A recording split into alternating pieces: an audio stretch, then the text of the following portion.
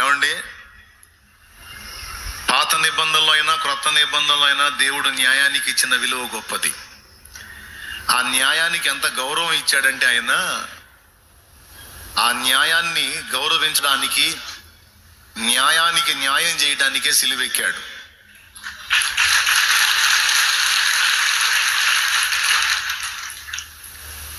ఒకవేళ న్యాయాన్ని దేవుడు పట్టించుకోకపోతే ఆయన సిలువలో ప్రాణం పెట్టాల్సిన అవసరం లేదు. ఎందుకంటే న్యాయం ప్రకారం మనందరం పాపులం, న్యాయం ప్రకారం మనందరం శిక్షార్హులం, న్యాయం ప్రకారం మనందరం అగ్నిగుండానికి వెళ్ళవలసిన వారం. అయితే మనందరం చేసినటువంటి దోషాలకు మనందరి తండ్రిగా న్యాయం ప్రకారం మనకు శిక్ష విధించి,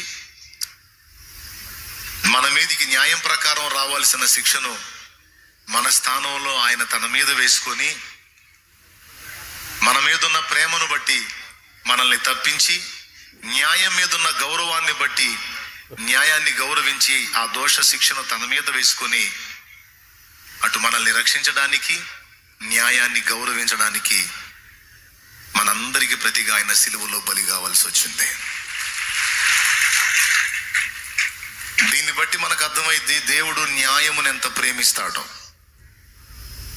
న్యాయ ప్రవర్తనను ఎంత ఇష్టపడతాడో, న్యాయాన్ని తప్పి మనం అడుగులు వేస్తే ఎంత అసహించుకుంటాడో, ఎంత ఇబ్బంది పడతాడో మనకి బైబిల్ గ్రంథం మొత్తం కూడా సాక్ష్యం ఇస్తుంది. అంటే తన ప్రాణం కంటే ఎక్కువగా న్యాయాన్ని ప్రేమిస్తాడు దేవుడు, ధర్మాన్ని ప్రేమిస్తాడు, సత్యాన్ని ప్రేమిస్తాడు, నీతిని ప్రేమిస్తాడు, దుర్నీతిని ద్వేషిస్తాడు. ఇదంతా మనలో న్యాయ ప్రవర్తన కలిగి ఉండునట్లు ఈ మాటలు మీ హృదయాల్లో నాటనివ్వండి.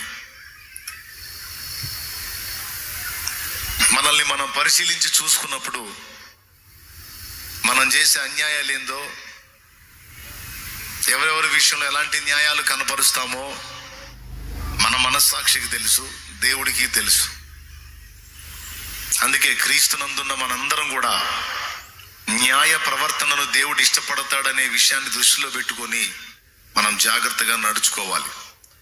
సరే, నేను చెప్పగోరినటువంటి అసలు పాయింట్కి వస్తాను. నేను న్యాయాన్ని దేవుడు ప్రేమిస్తాడు. అసలు యేసు ప్రభు నాకు నచ్చింది అక్కడే.